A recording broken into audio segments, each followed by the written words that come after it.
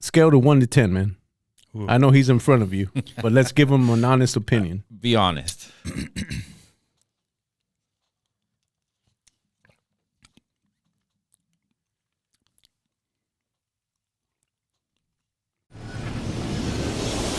Persistence culture. Persistence, firm or obstinate continuance in a course of action in spite of difficulty or opposition. Culture, the customs, arts, social institutions, and achievements of a particular nation, people, or other social group. Keep moving. This is Persistence Culture. We are Ventura County's premier podcast. It is Mambo and Brian back at the yellow table. What's up, man? What up, Mambo? How you doing, man? Doing good, man. I'm trying to avoid getting sick. There's a lot of sick people out there right now. Really? And trying to avoid paying taxes, but that didn't work, bro. Yeah, that kind of bites you in the ass. Yeah, I did my taxes recently, and the outcome wasn't good for me. Ugh. Yeah. I still need to do mine. The deadline's coming up. Oh, so you're waiting for the last minute. Oof, yeah, last minute. All right, man. So we're back at the yellow table with another guest. And who do we have today? Introduce yourself and let us know what you do. My name's Daniel Saldivar. Go by Danny. What do I do? I'm trying to get this Michi mix going. And how long have you had the Michelada mix? It started 2020 during COVID. Okay. Yeah. A lot of businesses started during COVID. So how's it been so far? It's been good.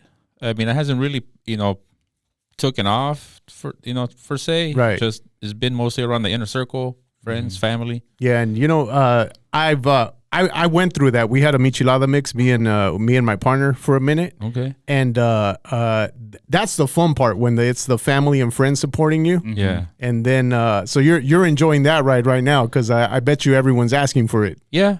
I mean, at work especially, I have I work at a place with like 300 employees. Oh wow. So a lot of my business currently is through work.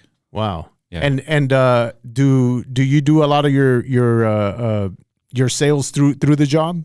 Pretty much. Yeah. Yeah. What about on the job? What, No, I'm kidding.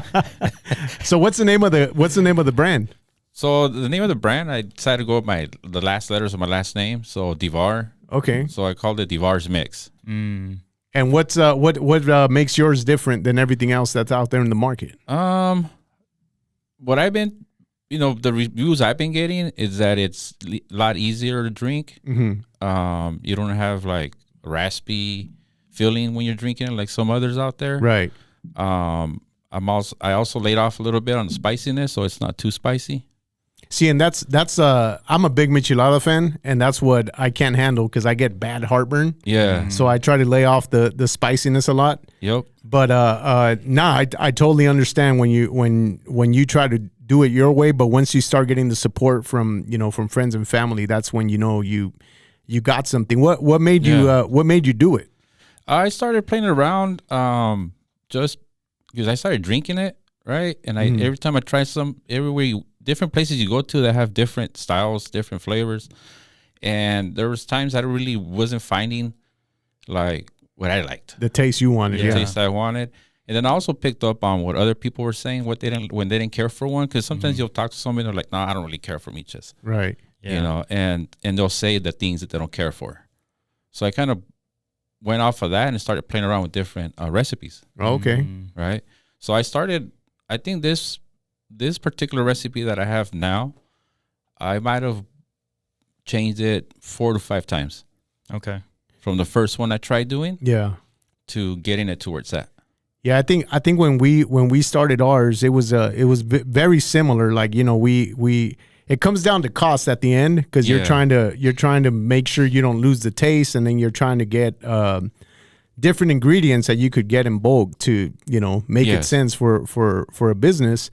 The way we started, Sky, right? Yep. So Sky and he owns a liquor store. So after work, we would go drink at his place, and we like micheladas, and so we would try to make them.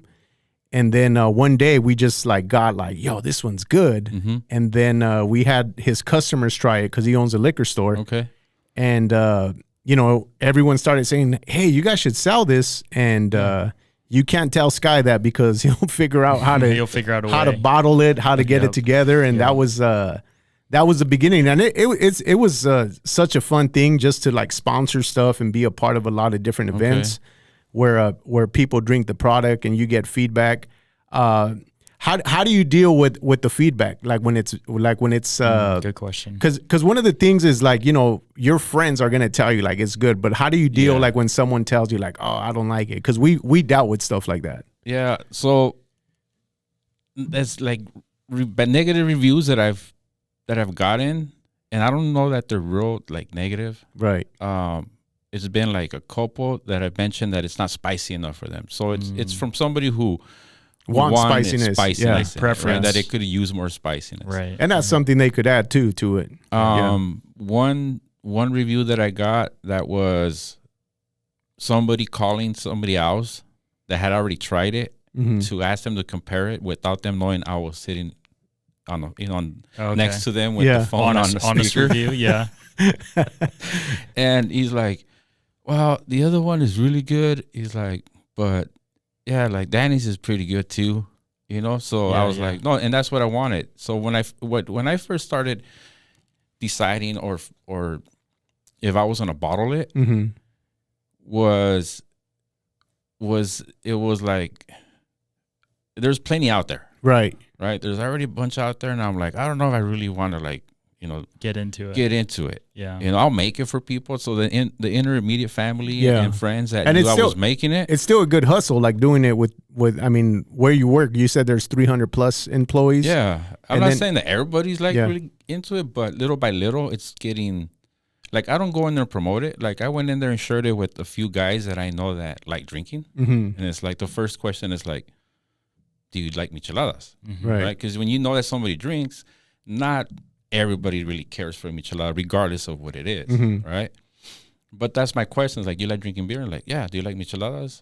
Yeah. I was like, here, I'm gonna bring you once you can try it. And they're like, oh, this was really good. Like, okay, well, I'm gonna bottle it, right? Let me check out a bottle, Brian, real quick. Yeah. So you do it a little differently too, Danny. Like most of the miche mix that I see in the supermarket are just like on the shelves, right? And you have to actually refrigerate yours. Yes. So that's been kind of like my hesitation, per se, on trying to get it like to the next level, how to go about it. Yeah. Because it is, once I make it, I store it in the fridge from the time that I blend it to when I bottle it. And I keep it in the fridge. So I basically, that's what I recommend. You got to keep it refrigerated. And then you also filter it too, right? And I filter it before bottling it. Gotcha. Yeah. Not a lot of miche mix, the ones that I have at like the restaurants. I'm always like getting like a handful of like pepper at the end. I'm like, Yeah. oh man, it's strong, dude, you know? And you know what? Some people like that. Like some people like the last drink. Because I remember when we first started doing ours, it had like all the sediment, the seeds and everything that we would use for the michelada. And when we took that away, people complained. And we were trying to get away from that because we would see when people would drink it, it would have like everything and like in the last drink, but people like that. And I was like, why would they like that? Because that we were trying to perfect it, but people have different tastes. You know what I mean? Yeah. And what do you want to get out of this? Do you want to kind of keep it as a side hustle, or do you want it to grow? Honestly, if I can get it to grow, I wouldn't like. I guess I can say that would be the goal. The goal. Yeah. So like quit your job and then just make miche mix. Like if I could just make bottle miche mix and make a living out of it. Yeah. That would be the goal. Like I enjoy making it. Right. So basically I'd be doing something that I enjoy doing. Do you drink it a lot? Not really. Really? Yeah. And it's funny that you asked that because I'm not really, I like drinking cocktails like whiskey sour, stuff like that. On a hot summer day, yeah. Definitely. So it just depends on what the weather's like, pretty much. Pretty much. Yeah. Okay. Yeah, and the reason I ask is because I when we started doing it, I drank them any chance I got. But then as we were doing festivals and drinking them almost every weekend, I I didn't get tired of them, but like I said, I had heartburn. But then wifey decided to use it for cooking one time. Okay. And it was like a good seasoning for a dish with meat on it or whatever. Oh, that's interesting. She put it in the crock pot, and it was such a good flavor that it gave the meat. Yeah. It also, we've used it. You said wifey. My wife uses it for like cocktails. Yeah. Cocktails. Really. You were telling me that your boss or like your coworker too, like he goes on long runs and stuff like that. He'll mix it with like sparkling water or something like that. So when I first offered him, he's my ex-manager, but we work still in the same company. Okay. And he's ran, like he's an older gentleman. He's always ran, and so I gave him a bottle to try, and he decided to try it like after a long run. Mm-hmm. And then he said he mixed it with sparkling water, like a 50-50 blend. Yeah. And then when he took it, it was like the best, like, how should I put it? Like he felt like he was getting a recovery. Yeah. So it was like a recovery Michelada. drink. Yeah. Yeah. That's cool, man. You know what? Can we try it right now? Yeah. I want to try it without alcohol first. And then, I've had people drink it just straight up. They tell me, you know what? I'm drinking it just like that. You know, because I right now when I seen this, I just like taste the, like when you see a lemon, like I keep getting that taste. I was like, I need to taste this. Yeah. So do you have recommendations on how exactly you should be drinking it? Like you say lemon, that sounds like something you should have with it, and then like type of beer as well. So when I put it together, we were drinking Modelo Negra. Okay. And it really goes very well with that. Oh yeah, it's real good. Yeah. I just got flashbacks, bro, from going to the festivals. Yeah, that does smell good. And I used to like drinking ours too, just straight. And this is something you could just drink. It's very good. I like that. So one thing I used to do too is ours when we first started it, you had to refrigerate it, but then we got it to a point too. It was when you put it at a store, you just want longer shelf life. Yeah, so shelf stable. Yeah, and I would always keep one in the fridge or even in the freezer sometimes the night before, just because this is the taste I want when I have a hangover and I want it real cold. So even just drinking it like this is it's real good, man. Yeah. So have you done any like markets or any pop-up events, or is it just like no, I haven't really explored. Yeah, so it's still in the early stages. And Yeah. And word of mouth only, huh? Yep. And what at what point would you have to get to leave your 9 to 5? Eesh. Are you still a long way from it? Yeah. That's fair to say. I mean, I didn't even know Danny did this until I was like, "Oh, are you like, yeah, I'm looking for another guest for the podcast." And he was like, "Well, I don't really like, I have like a 9 to 5 job." And I'm like, "Oh, do you have any like side hustles or anything like that?" And he's like, "I do have a Miche mix." And I'm like, "Whoa, shit. Okay, let's try it, man." So yeah, you know what? Ours grew to a point where it could have kept going, and then the pandemic happened, and we were already having issues with the bottling company. Okay. And then when COVID happened, it just set us back like so much. And we were blessed to be in Vons already. So we were getting like big orders. So meeting the demand was tough enough. And especially as you got more stores, it's like let's say you're used to making 10 bottles and you're like, all right, I got to make 10 bottles. But then you got like 2 more stores. Now I got to make 30 bottles. Yeah. So it was always like, there was a payoff coming, but we never got to that just because, the stores kept coming in. Mm-hmm. And then the pandemic hit and it set us back. And by the time we were ready to get back to it, there was so many like Michelada mixes because, again, during the pandemic, everyone wanted a side hustle, and that's kind of what you did. Mm-hmm. Yeah. And sometimes I wish we would have stayed as a just selling at markets and festivals and things like that, because man, sometimes you think you want to be in a Costco or a Walmart, and man, it's you better be ready to provide whatever they ask for, man. Production from that is a lot. The company that I work for, we pack product for Costco and Walmart. So you know what you're talking about. You know the demand, So that's kind of my background.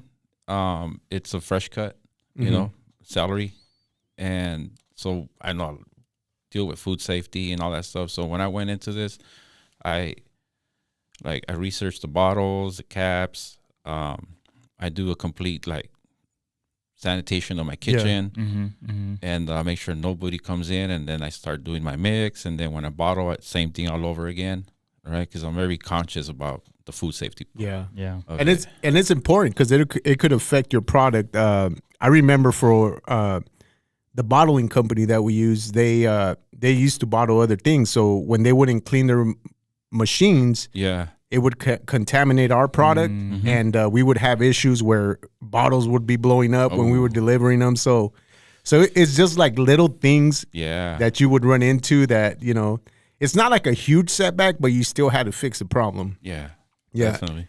And what's some of the ingredients that are special without giving the secret sauce to it? Because you don't want to do that.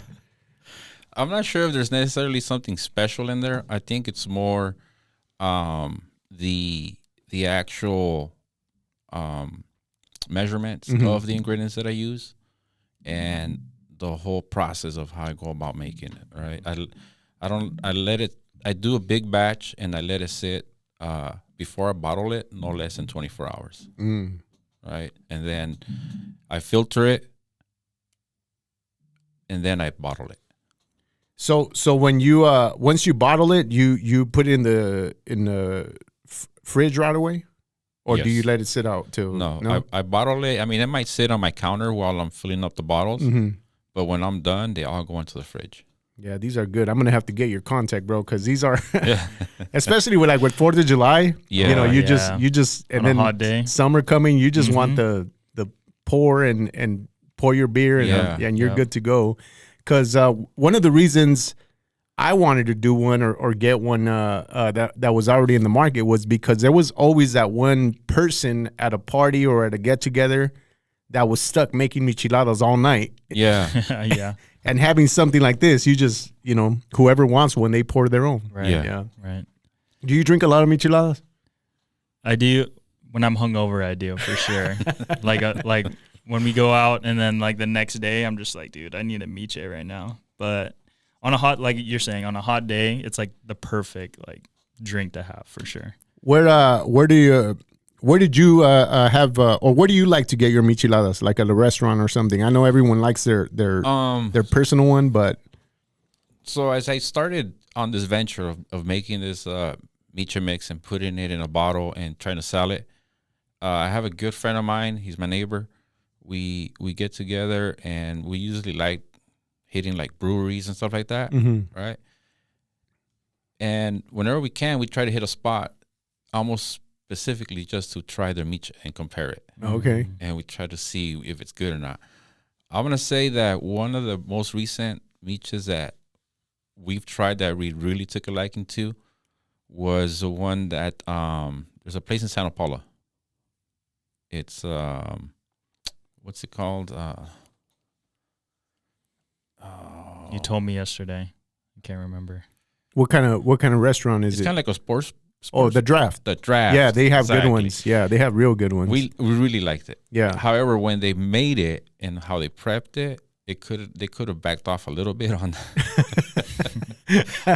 on the mix. It was kind of like a little too much for our liking. Right? Overkill. Yeah. Okay. But the taste wise and everything was good. Yeah. Spot on. Yeah. You know, sometimes you go to a restaurant and your expectations are high, especially if it's I know sometimes I go to a Mexican restaurant and my expectations are high, they're gonna have some good michis here, but then you'd be surprised where they have better ones too. Yeah. Yeah. I like the ones from I don't know how to say the whole name, but Tepa on the Avenue. Have you tried those? No.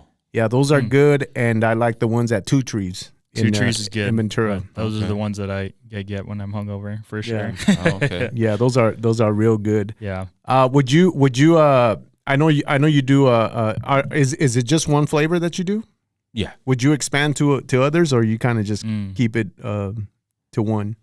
I've been asked that, and I'm not so sure without knowing where I can get with this one first, right? Like I gotta Stick to your baby steps. guns. Yeah. Yeah. So if someone came to you next day and like, dude, I really like this, I want this in my store, what would you have to do for this product in order to get it to that, like, okay, now I could ship it and put it in there? Wow, that's a good question. It's probably having the space to keep, the volume. Okay. Is there anything you need to do to the bottle? Like, do you need to put like the nutrition facts or anything like that on? I don't know. And that's the one thing that idea that I've thrown up in the air with myself. Like, if I want to take it retail, right? Isn't any nutritional facts on it? I don't really know the full potential of the shelf life on it. I've had it in my fridge for 2, maybe 3 months.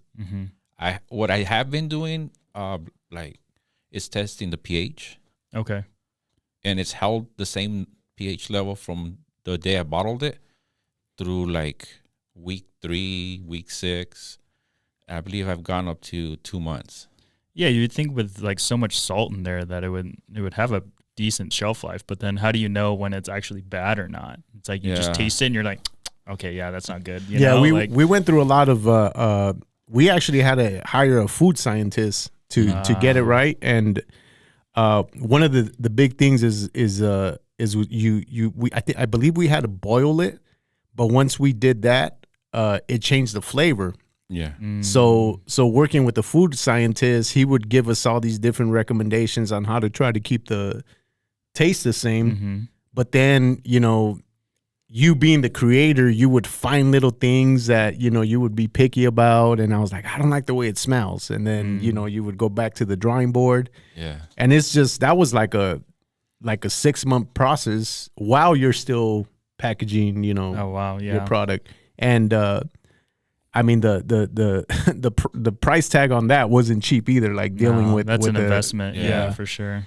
And then, like I said, like as the product is growing, you're throwing money at it, and the goal is to grow, of course, but the more you grow, the more money you got to put into it. So, so I mean, I kind of wish that we would have stayed in the festival space because. Man, you could do merch. You could do, hats when you're at a festival. You just do your logo. Yeah. And you'd be surprised how many people, like, even if they don't buy your product, they still like the merch or the design of the logo. Who designed your logo? My daughter. Wow. Keep it in the family, huh? Yeah, I like it. She's a senior at Oxnard High School right now, and she took a marketing class. Okay. There you go. So she got on Canvas and just played around with the ideas, and this is what she came up with. Yeah, and it explains what it is, like just by looking at the logo, and that's what you want. Yeah, she got so creative. That was the image on the bottle upside down right there. She did that on her own. Oh wow, that's pretty sick. And the color combination and all that stuff, that's all her. So if you would have, sorry, not to kind of change subjects, but I wanted to go back to the festival thing. If you would have kept at festivals, don't you think people would have been like, man, I want to like take some of this home? No, that was the thing. Like the thing was, so what made us go to the next level was every time we would do a festival, they would buy their bottles. Yeah.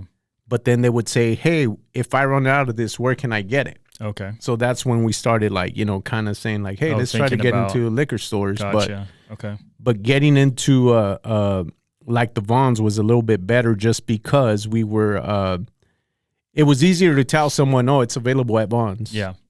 Versus like, hey, go to H&H liquor store and someone's going to say, where's that? You know what I mean? So and then getting it online, that's like a whole other ball game, right? Like the packaging and all that. Yeah. It's got to be refrigerated, so you got to like make sure that's in like a thermos or whatever, it's the like a styrofoam cooler, yeah, with ice packs. So that's another you should added cost. You should talk to is Jewel. I mean, she's kind of doing it right now. She's in stores, and then she's also sending, like, she's shipping her bars, and they have to be refrigerated. So she's gotten that part down pretty much. I don't know if I don't know how she figured out the expiration on her product, but that'd be a great resource for you. I feel like if you wanted to take it to the next level. Yeah. So your regular job, does it help you with doing the side hustle thing? Like as far as like what you do there for a living and the knowledge that you need to do your job? I think the knowledge that I've acquired working what I do has helped me with being conscious of how to put the product together. Mm-hmm. Right. So we package ready to eat celery sticks. Right. So we go through audits and stuff like that, food safety. You have HACCP and all that stuff, Mm-hmm. right, with being a food manufacturer, basically. So I feel that has allowed me to comfortably, like, do the mix and bottle it, right? In a safe way. In a safe way. Yeah, because the way you mentioned it earlier, like not a lot of people would sanitize and do all that to their kitchen. You know, like a lot of people, they reuse their bottles, Mm-hmm. right? The Clamato bottle. So that's obviously the main ingredient in a miche will be, for the most part, a Clamato. Mm-hmm. So if you look at a lot of the guys or people doing the side hustles offering miches, it's usually the same 32 ounce or 64 ounce Clamato bottle that the juice came in for them to make the mix. And they reuse the bottle and they rip the label off and they just slap their own label on it. I mean, it's a common practice. Mm-hmm. I didn't want to go that route. Right. I didn't want to repurpose. In food safety, like one of the number one rules is you don't repurpose packaging, right? You don't, or use a packaging that it wasn't intended for.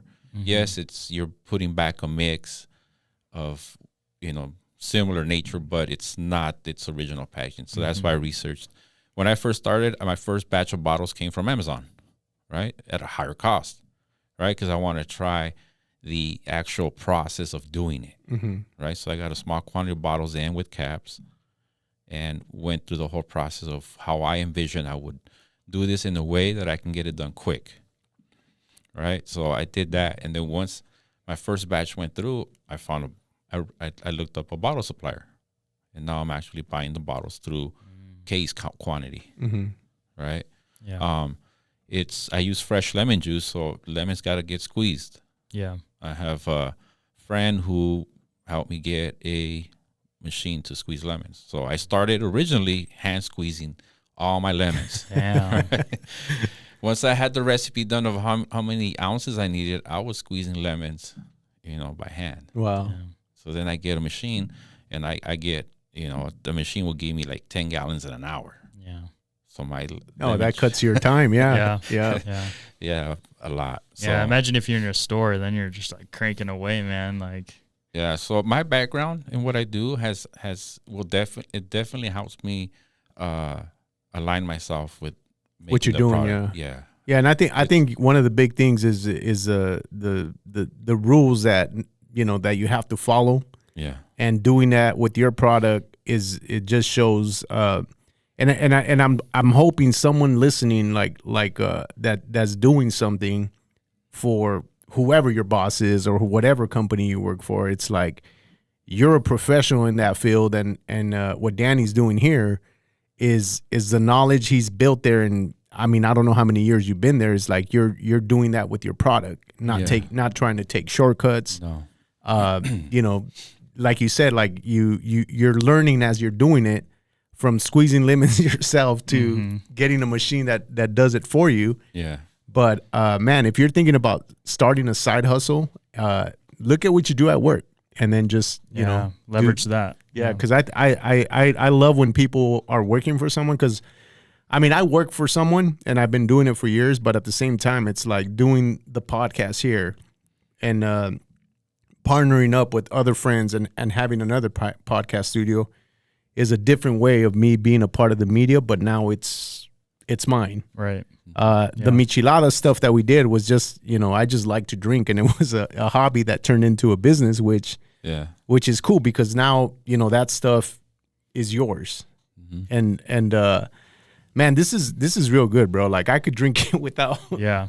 Actually, we have beer though. Yeah. I do want to kind of try it with the Yeah. beer. Yeah, let's pop open a beer. So what do you prefer with Modelo Negra? Modelo Yeah. Negra. Can you, Yeah. Yeah, that's what my wife likes, the Modelo Negra. I like the. so you do half and half? Is that the? No, so for the actual miche, I recommend 2 ounces 2 of mix ounces. to a 12-ounce beer. Okay. It's like my recommended. So. Yeah. So this is probably like a 6-ounce cup.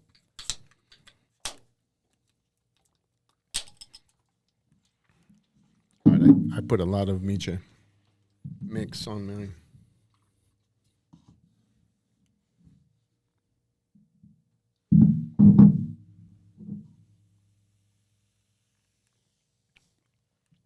Man, this is real good. Like you don't even have to add nothing to it. No. Yeah. All right, I need another one. And you know one of the reviews I got like from the friends and family that we were originally drinking this during COVID was that if you sit there and drink this and put it in your beer, you'll put down some beers without knowing. Like, Oh yeah, before you know I can it, tell right now. Yeah, They're sneaky.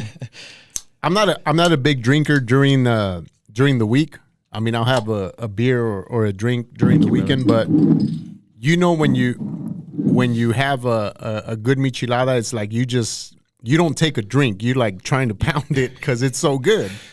Yeah. yeah, you don't really sip it. You like gulp it down. Like before you know it, you'll be done with that cup. Oh, man. Oh yeah, that's good. Right. That is sneaky. I could definitely have a couple of these for sure. But you know what? The Modelo Negra is a heavier beer. Yeah. And like I said, I like the regular Modelo Especial. Oh, my bad. We have some of that. Oh, well, I can't even tell the difference, bro. Yeah. Yeah. It's just like the Tastes lemony light. and everything, like kind of like goes very well, man. So what's next for you for where you're at right now? Just keep bottling. I think next I'm gonna start looking into the labeling. Just so that I can be more conscious of what I really have in that bottle and be able to take it to a small store perhaps, and it's more appealing as far as for a sale. I do have a friend that, well, he used to work for us, and he had a friend, I think somebody he knew out in Bakersfield, and he took about 2 cases to the shop. But one of the things that he was criticizing was that it didn't really say miche mix on it, he was trying to wanted to tailor more like our Spanish speaking Oh, okay. customers for say, and it was like, well, I kind of have this different vision of what I was headed with this product. I didn't necessarily want it to say, like, I want it to be a mix. Yes, it's a miche mix, but not necessarily say that it's a miche mix. Like, you Right. can use it however you want. And it's Right? Maybe a Bloody yeah. Mary.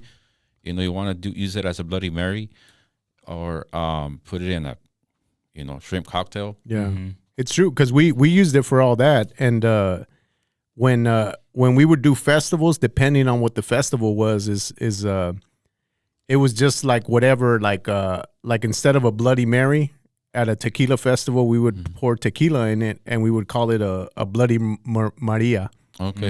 and it was just like building a hype of whatever the festival was. Yeah. And we would use it. This is like great to use on shrimp cocktail, like a ceviche, like pouring it over the ceviche. Like it's like a good dressing for food too. Yeah. Yeah, marinating the meat before you barbecue too is another one.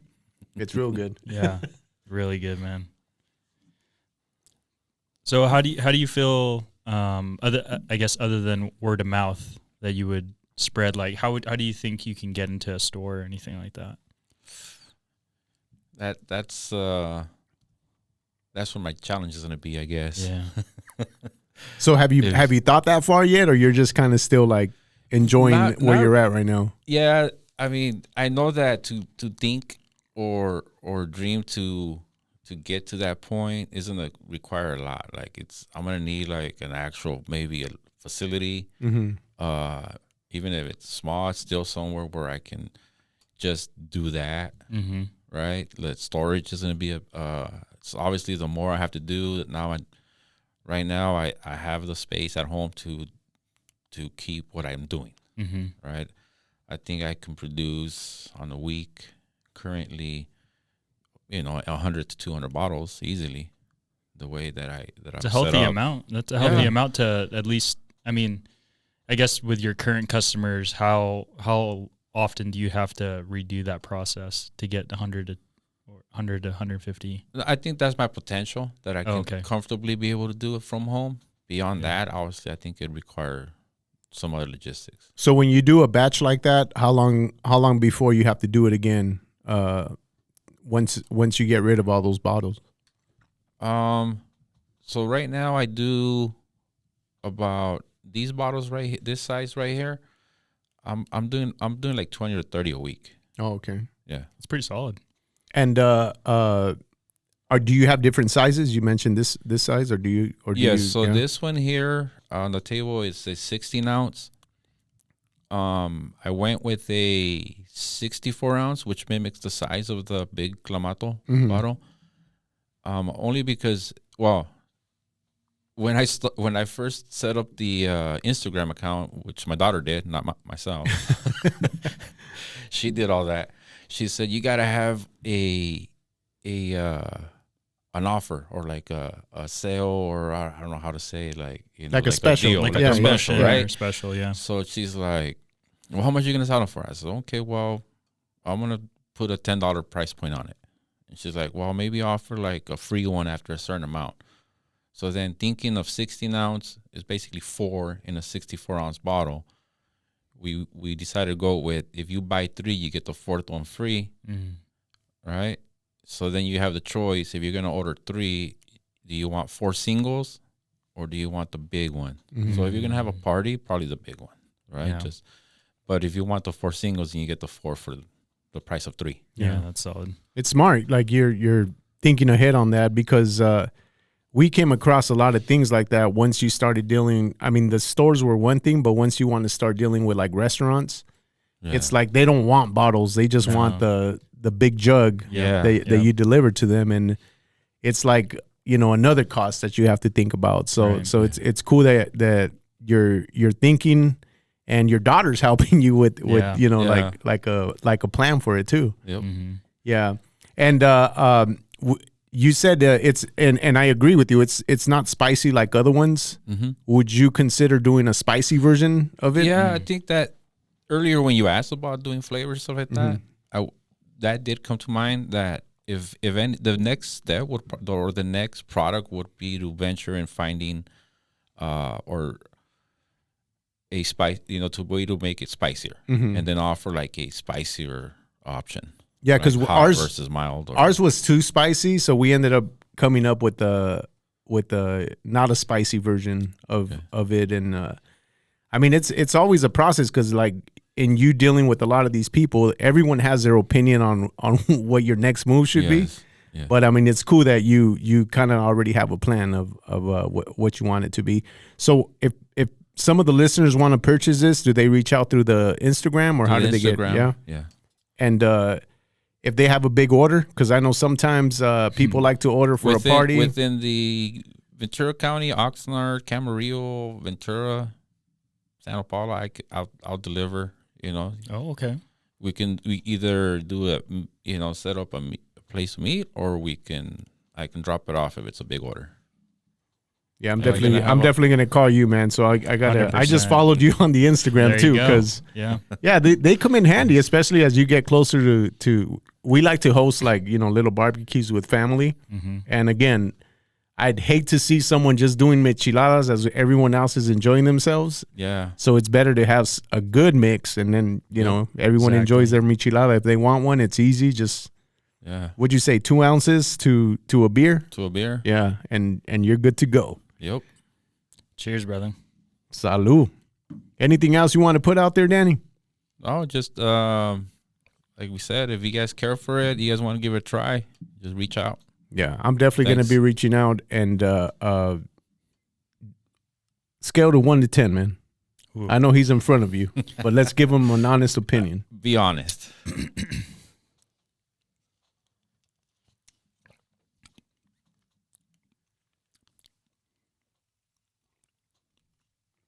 I'd say like a 9 or 10 for sure.